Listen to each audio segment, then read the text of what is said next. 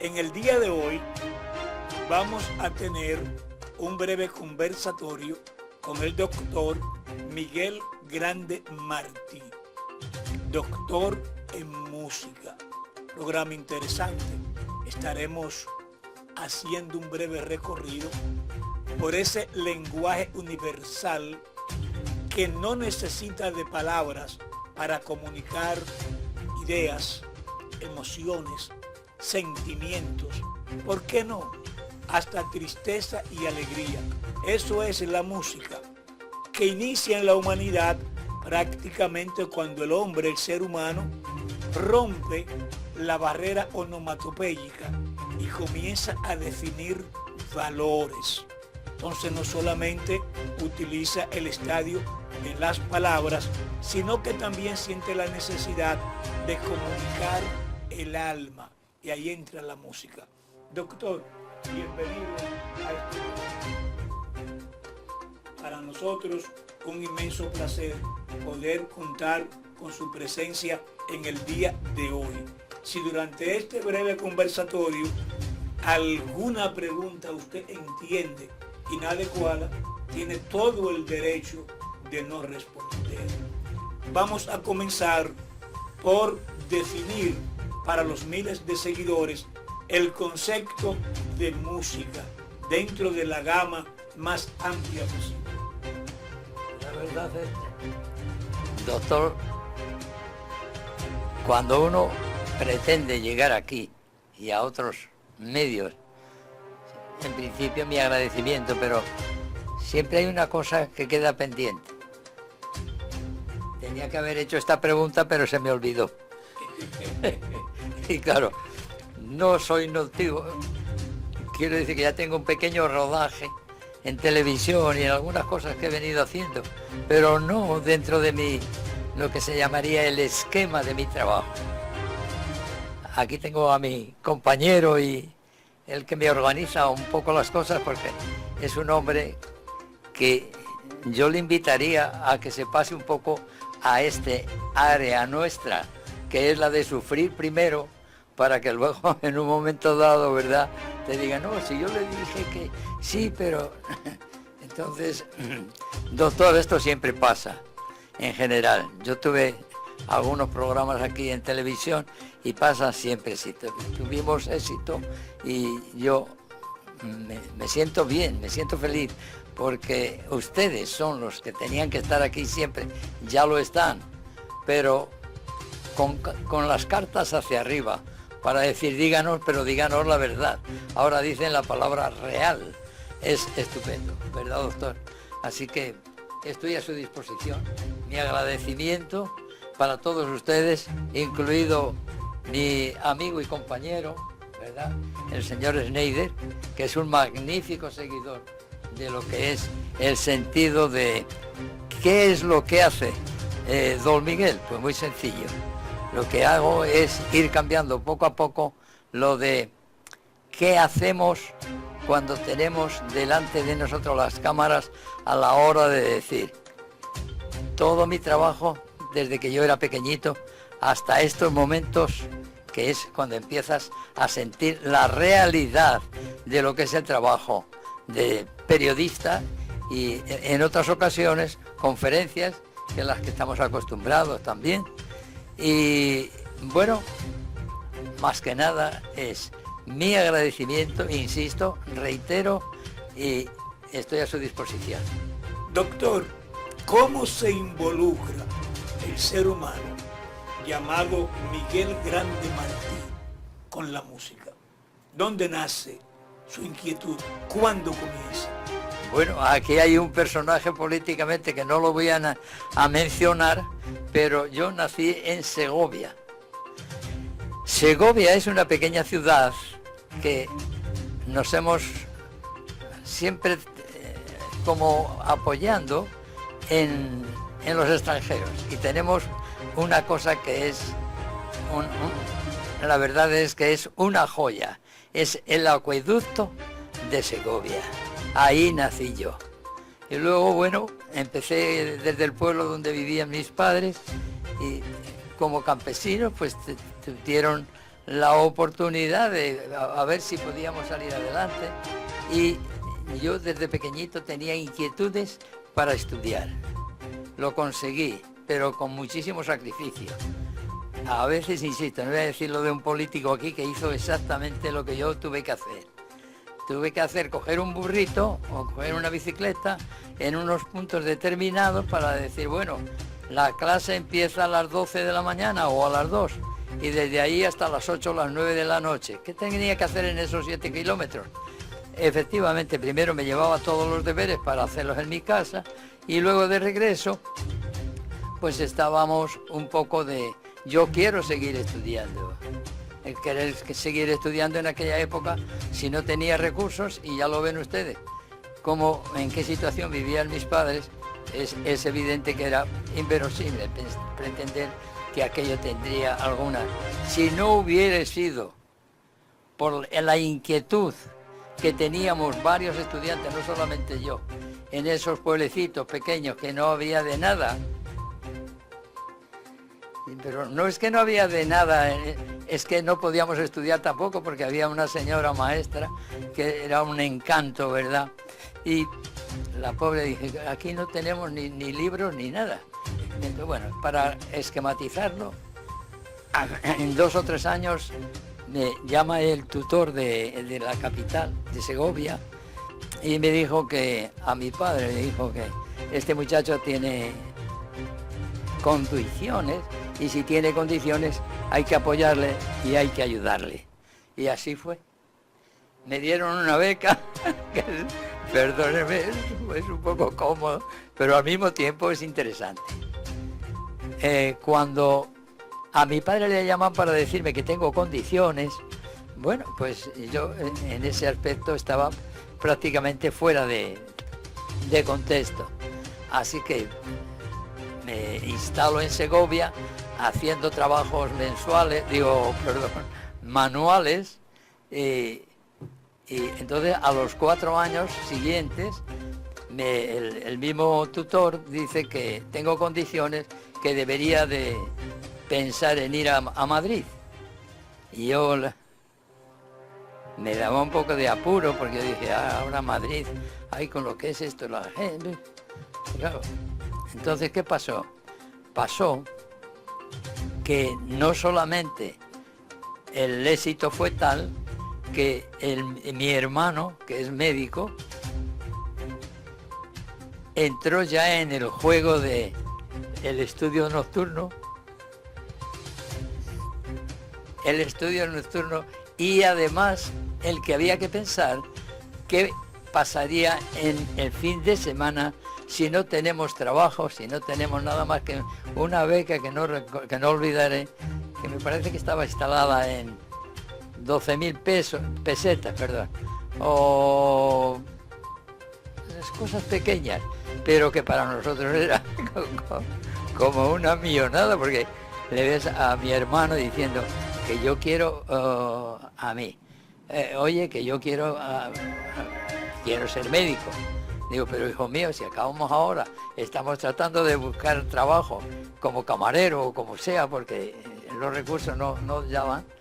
Y digo, entonces, pues claro, fue una cosa tremenda, hasta tal extremo que terminó primero trabajando de camarero y luego, ya cuando terminó el bachillerato, automáticamente, pues empezó a trabajar y a combinar. Por la noche íbamos a la clase de él y a veces mía, pero ya en Madrid. Madrid para nosotros era hoy como la corres, vamos, como si nos hubiéramos salido del planeta. Imagínense, 1.000 pesos o 500 pesetas, pues aquello era tremendo. En resumidas cuentas, ahí parte ya el nombre de Miguel Grande. Hago las pruebas eficientes en el Conservatorio Superior y creo que fue una aceptación normal, porque estar en Madrid ahí, pasar de 15.000 habitantes a 75.000 que tiene hoy, más o menos, ha llovido un poco, ¿verdad? Doctor, ¿qué instrumento musical le llamó la atención? Bien, esa es una buena pregunta y se lo agradezco. Eh, el tema en sí, te falta conocimiento y sobre todo eso de estoy estudiando música. Bueno, la palabra música todos sabemos que es genuina, que es enorme, ¿verdad? Y no era así tan fácil coger y... No. Entonces empecé por el piano. El piano, como todos ustedes saben, es la madre y el concepto y el criterio de todo aquel profesional que quiera ser cualquiera de los instrumentos como puede ser el piano. ¿El piano por qué? Porque es genérico y en segundo lugar que te permite el aupar, avanzar dentro de la misma área. ¿Y yo qué hice? Pues a estudiar piano. Hago piano y me dice el profesor, usted tiene posibilidades, pero estos son... empiezan ahora y están...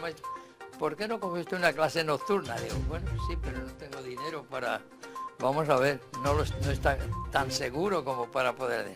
En resumidas cuentas y para avanzar un poquito. Hicimos todo cuanto estaba a nuestras manos, yo era pianista de conseguir de alguna manera para poder subsistir, que no era fácil.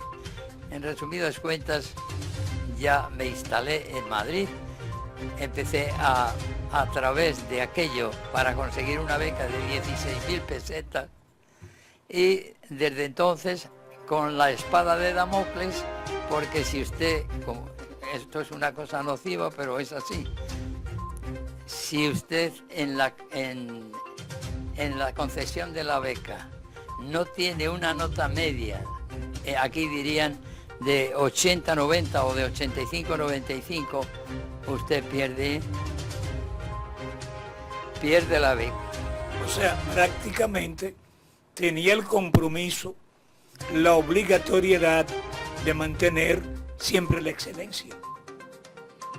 Claro, que por eso le dije que perdóneme, la espada de Damocles. Te decían siempre, si recuerdo, señor Grande, recuerde, no juega más con ese niño o con esa niña porque le puede crear problemas, que usted tiene que tener una media de 90, 95, por de lo contrario se lo van a dar a otro muchacho. Doctor, en el problema de la música se dan algunas curiosidades. Por ejemplo, ¿cómo es posible?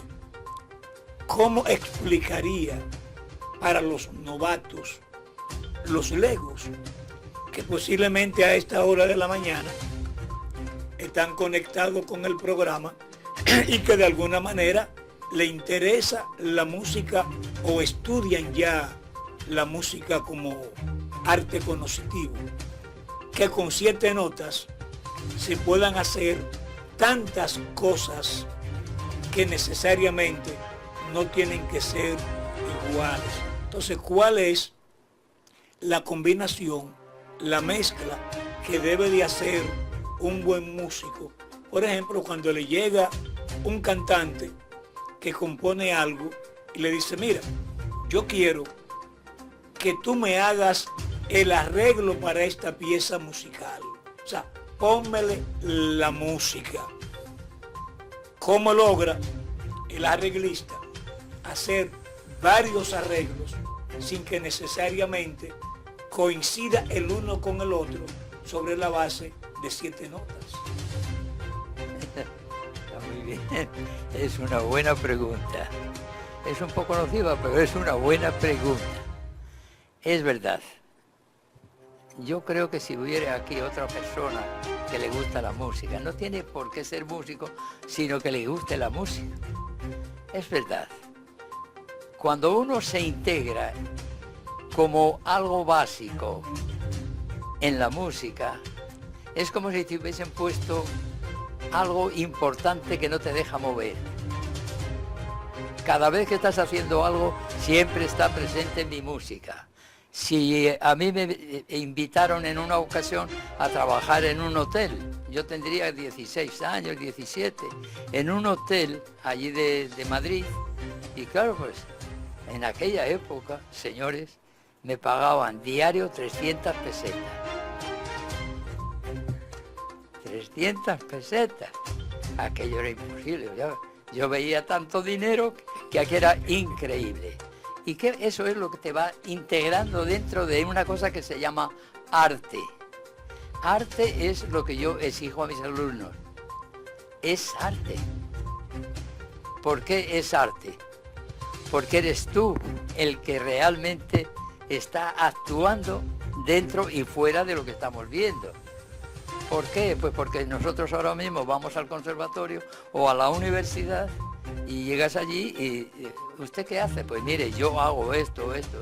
Perfecto. Todas esas cosas se van integrando en ti. Esa parte visceral se va tomando un espacio dentro de lo que es tu mundo ya. Y yo, desde que empecé a superar un poco esa, no crisis, pero sí ese conocimiento que es cal y arena. No era todo fácil, porque claro, coges y dices, no, pero yo tengo 300 pesos mensuales o diarios o lo que sea. Y eso sí, todo eso es correcto, pero además de eso, nosotros tenemos aspiraciones diferentes. Yo quiero seguir estudiando. Claro, eso te compromete todavía muchísimo más porque los profesores en general y en mi caso especialmente me dijeron, usted nació para eso, para la música. Y yo dije, bueno, si Dios me lo manda, lo vamos a aceptar. Desde ahí ya eran becas, pero becas importantes. Enseguida me hicieron auxiliar en el Conservatorio Superior de Música y ya empecé a tener contactos fuera de Madrid, incluso a nivel internacional. Como verán ustedes en mi archivo, ahí tenemos prácticamente 3, 4, 5 universidades en las que les interesaría tenerme como estudiante. La verdad es que yo me sentí también muy bien. Y mire por cuánto. Antes de terminar la carrera de composición y la de piano, mire por cuánto te encuentras con alguien que es como un mesías, ¿verdad? ¿Y cómo voy a solucionar el problema si ahora me van a dar una beca pero fuera de acá? Que ahora le explicaré por qué. Entonces, efectivamente, me concedieron la beca de la Juan March. Ustedes saben lo que es eso. Es la Fundación Juan March. En aquella época, $6,000.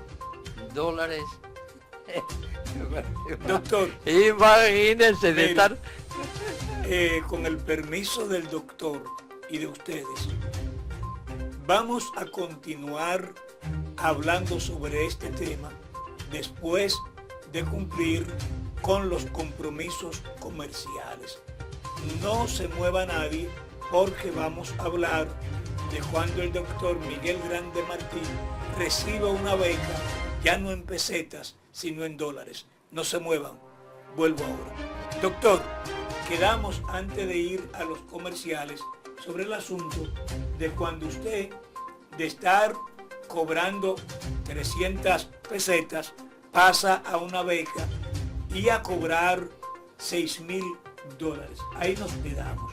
¿Qué pasa cuando usted comienza entonces ya a cobrar en dólares? Es verdad que aquí ahora es cuando viene la realidad. Quieres hacerlo todo por las inquietudes, porque no tienes nada. Cuando usted se coloca un papelito o una caseta para destacarle de los demás, empiezas a darte cuenta de que tú ya no eres como los demás. Los profesores te empiezan a utilizar como auxiliares, es decir, una serie de cosas en las que te van motivando cada vez más, hasta que dices, no, pero esto no es una broma. Estoy ahora mismo, en mi casa tengo los 300 pesos, ¿verdad?,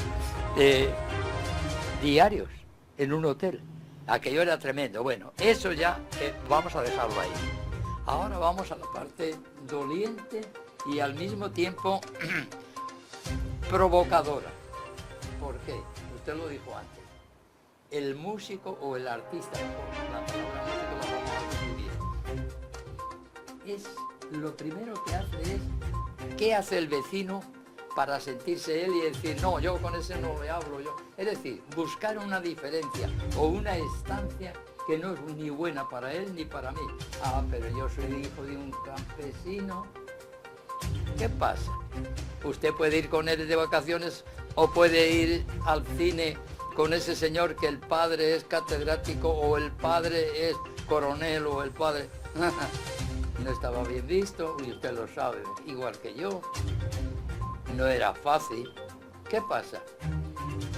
Entonces pasa lo siguiente. Joaquín Rodrigo, que le cojo muchas de vez en cuando, digo le cojo, perdón, para exteriorizarle un poco quién era Joaquín Rodrigo. Joaquín Rodrigo es un lapsus. Se enteró de que yo terminé la carrera de composición con sobresaliente y con el número 1 de mi promoción. Todo eso está ahí. ¿Y qué pasa? Bueno, pues ahora el problema está si Joaquín Rodrigo me va a pagar, como así era, me pagaba 200 pesos cada día. Pero yo le tenía que hacer, usted sabe que Joaquín Rodrigo era el pobre, no tenía, era, no sé cómo lo llamarían eso, pero que estaba cieguecito y se cultivó mucho en París. Pero tenía entonces desarrollado el oído. Claro, es así. Entonces, este mundo al que tanto deseo teníamos de llegar a él, se encuentra de esta manera. Oposición o para permanecer dentro de la beca tendríamos que presentar un trabajo para incorporarle y darle la opción, si el tribunal de 5 personas le van a clasificar, automáticamente lleva implícito llamemos una beca o una ayuda.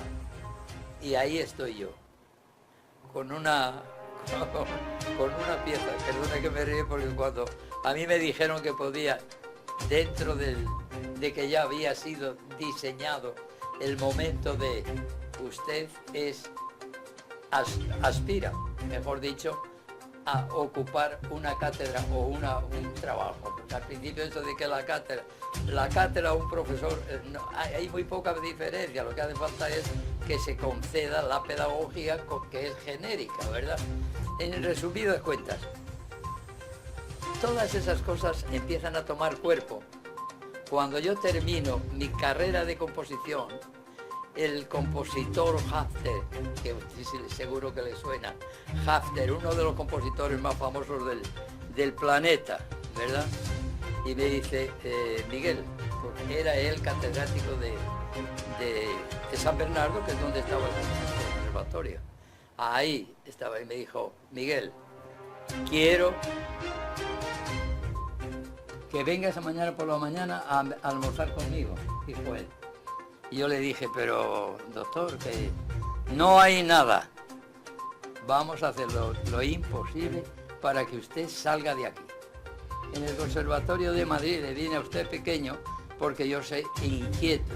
Era cierto porque yo tenía un profesor de 14 años, el Dorado, el maestro Dorado, aquello era tremendo. Teníamos música, como ya se lo mostraré a ustedes, en mi tesis doctoral, que hicimos los trabajos que le enviaban a mi profesor, luego me los daba a mí, dentro de los 4 o 5 que había seleccionado ya mi profesor, Ricardo Dorado, Janeiro.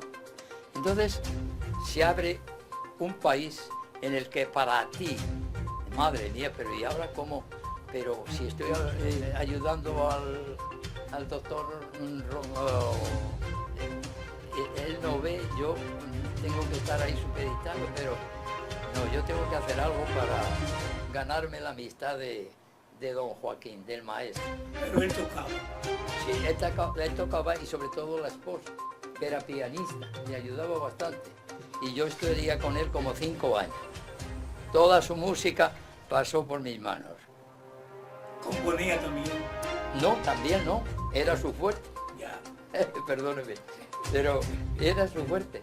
Ahí está el la la la la la la la la la la la. Ahí está Miguel Grande. Tremendo tema. Tremendo. Y entonces, ¿qué pasa? Que empieza el clac, clac, clac, clac. Lo grabó un merenguero dominicano, Claro. Fernando Villalona. Sí. Doctor, mire, tengo una inquietud. Esto va ahora con la época actual. La música no tiene fecha de vencimiento. Por ejemplo,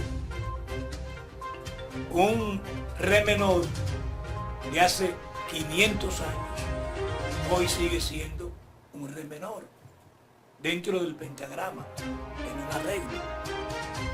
Hay como una especie de involución en lo que tiene que ver con la buena música, con la buena orquestación, para la música que la gente denomina popular, o sea, la música del consumo global, que una serie de jóvenes ahora, y económicamente le ha dado buenos resultados, hacen por ejemplo esto: lo meten en el sintetizador, le dan armonía y te producen distintos sonidos y le ponen la voz. Dile que salga corriendo, que si lo agarro se cayó, que el burro sale comiendo, que esto, y hacen un reggaetón. Podríamos nosotros decir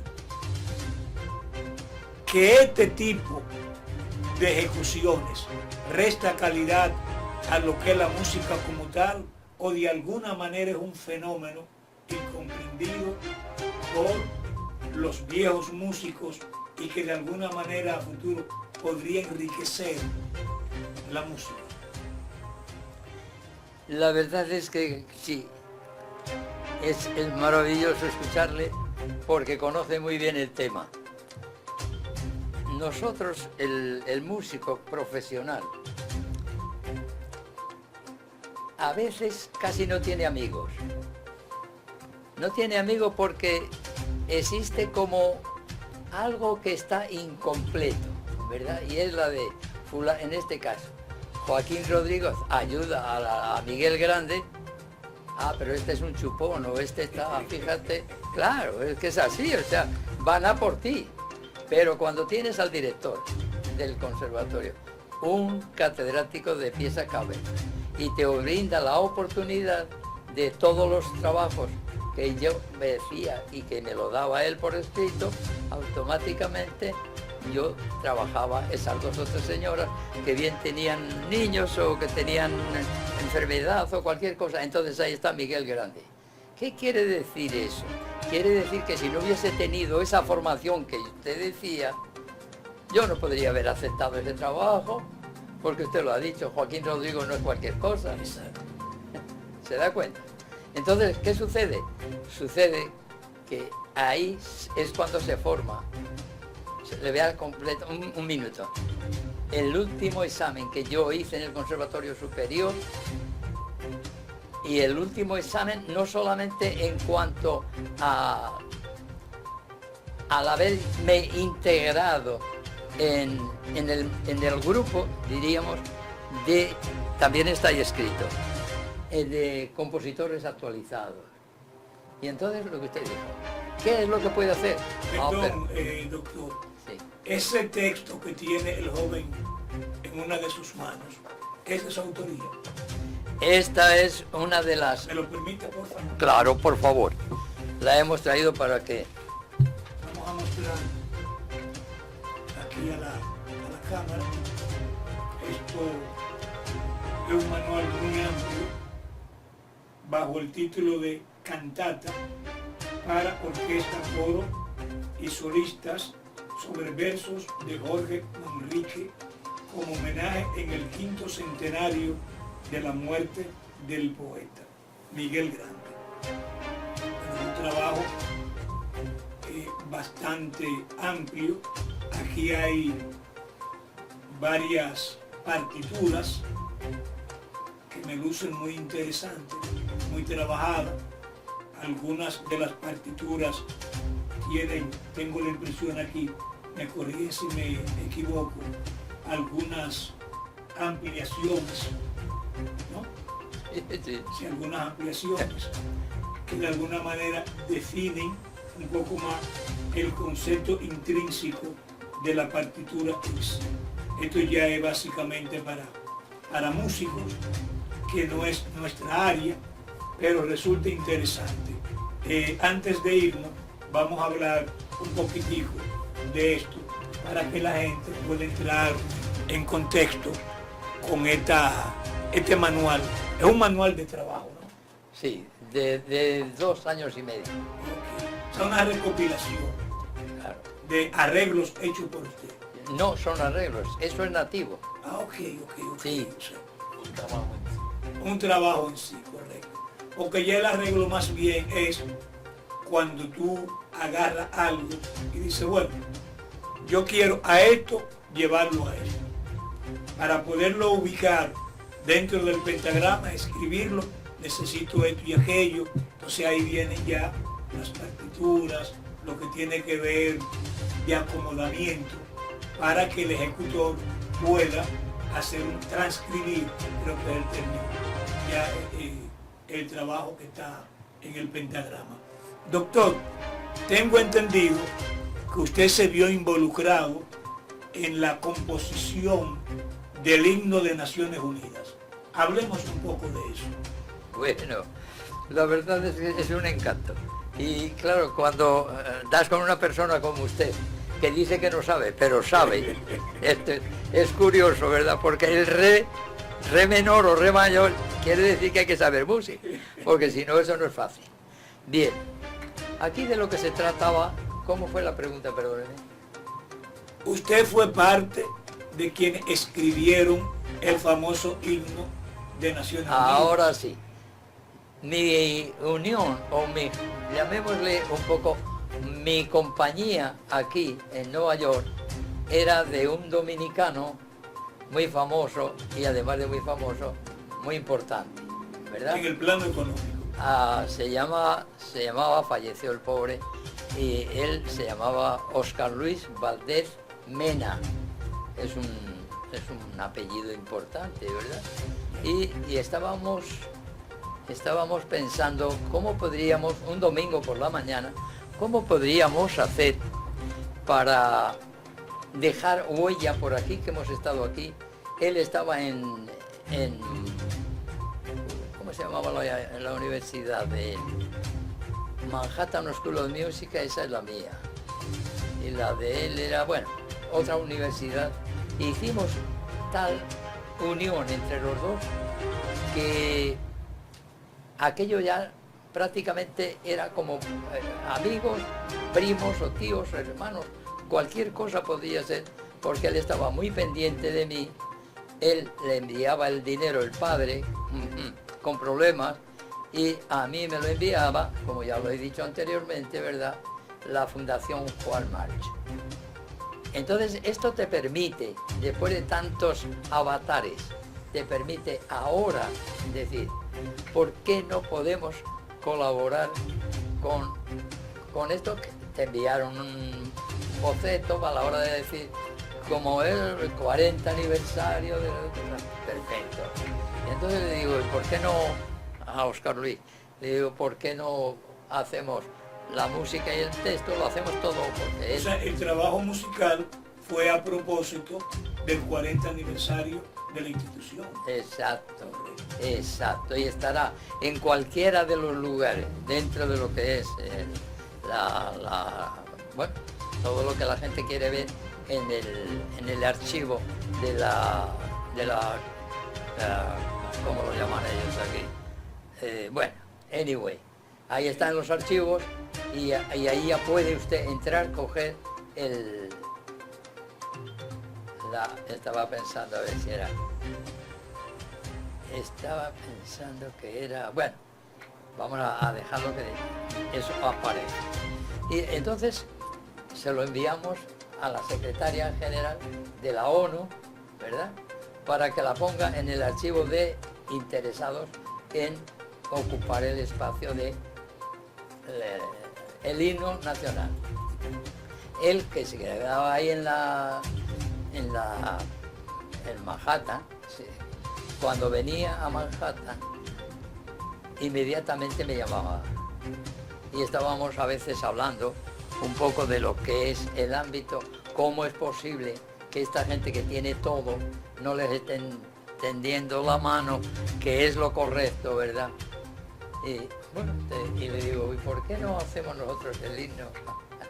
Doctor, si alguien a partir de ahora, de este conversatorio, decide contactar, ¿cómo puede llegar a esa situación? ¿Tiene alguna fundación, su oficina, su correo electrónico? Por si alguien quiere, qué sé yo, preguntar algo, hacer algún tipo de consulta que tenga que ver con el maravilloso mundo de la música. Esa es una buena pregunta. Mire, yo soy como todo ser humano. Soy humanista y puedo fallar o puedo sentirme mal en un momento dado. Pero no soy mala persona. No digo, perdóneme, soy buena gente.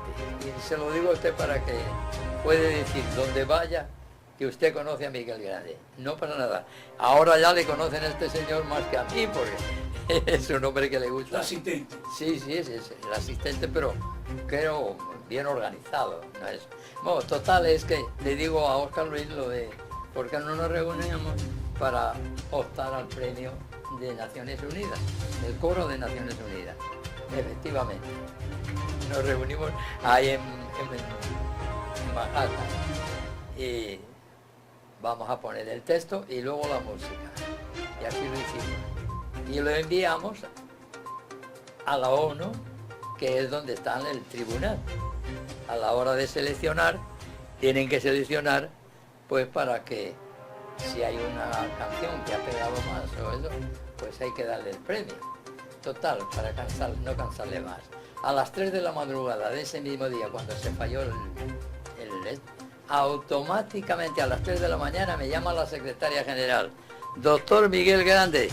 Sí, oiga, pero yo sé que son las 3 de la madrugada, pero es que le quiero dar una buena noticia. Digo, qué alegría. Siga. Ha sido usted premiado con el doctor Óscar Luis Valdés Mena para que el himno nacional aquí en Naciones Unidas automáticamente llevará su nombre y la grabación hacia otros horizontes, porque usted sabe que Naciones Unidas es un montón de personas lo que lo representa. Doctor, prácticamente ya estamos en lo que es la parte final de este conversatorio. Me gustaría brevemente así no dejar en el aire el siguiente cuestionamiento, la interrogante. ¿Se podría establecer una especie de parámetro entre Amadeus Mozart y Salieri como músico? Dice que no sabe música, pero está tocando en la víscera de donde está realmente la música. Yo lo digo siempre como soy. A mí me encanta cuando ustedes hacen el esfuerzo que haya que hacer porque les gusta, en el fondo les gusta la música. O sea, si usted viene mañana aquí y escucha, ¿qué es la canción que Carmina Burana de Carlos? Carmina Burana. Si a mí me dice algún compositor que no le gusta Carmina Burana, yo soy capaz de cualquier cosa, porque es una joya, ¿verdad? En resumidas cuentas, hoy somos los autores, Óscar Luis Valdés Mena, fallecido, y el que les habla en el coro a Naciones Unidas. Esto ha tenido un día de estos me invitaron también la Secretaría General, donde estaban y donde se ciñe todo el tema de de todo lo que puede suponer un grupo de personas que quieren ser músicos o que quieren intentar estar en el coro. Y yo siempre les recomiendo que muchas veces los psicólogos o psiquiatras hacen un trabajo de, ustedes lo saben posiblemente y mejor que yo, pero tienen una forma de actuar en el que cogen el trabajo y dicen, mire, usted tiene que hacerse estas pruebas. ¿Qué pasa? Pasa que si es un psicólogo, cualquiera de ellos, ¿verdad?, tiene un problema encima. A veces la enfermedad de los pacientes, y eso lo sabe usted, se convierte en eso, precisamente en que ese interés y ese deseo de curarle al enfermo, porque la persona que va a visitar al neurólogo es evidente que tiene que ir a otro dentro del trío que son psicología, neurología y psiquiatría. Es evidente que todo ese trabajo y todas pues se venía haciendo. ¿Y cómo le recomendé yo? Le dije, matricúlese o apúntese en el coro de municipal o del hospital o donde le pilla él. Eso es lo que yo le recomiendo, porque si no luego el neurólogo o cualquier termina ocupando el mismo espacio que el otro que estaba anteriormente. Y en fin, en resumidas cuentas, yo soy muy inquieto y me gusta mucho, sobre todo cuando la gente se preocupa de que todo eso se puede mejorar. Se puede mejorar y cuando se puede mejorar es que cualquiera de nosotros está preparado para eso. Doctor, muchísimas gracias por la cortesía de venir a compartir estos minutos con nosotros y con los miles de seguidores de Hablando Claro. Ya finalmente, si quiere aportar algo, aparte de la despedida, este es el momento. Bueno, la verdad es que el trabajar con usted es maravilloso porque te da hecha la pregunta y luego, bueno, pero yo he tenido esa fortuna de tener a este señor, ¿verdad? Solamente si de algo sirve esta charla y estos a veces que queremos hacer lo que no podemos o que no estamos de acuerdo con lo como ha hecho fulanito, menganito, que a veces traemos un poquito a un espacio donde hay pobres, ricos, intelectuales, menos intelectuales. Eso es lo que yo pido, aquí y ahora. Señores, gracias por la sintonía.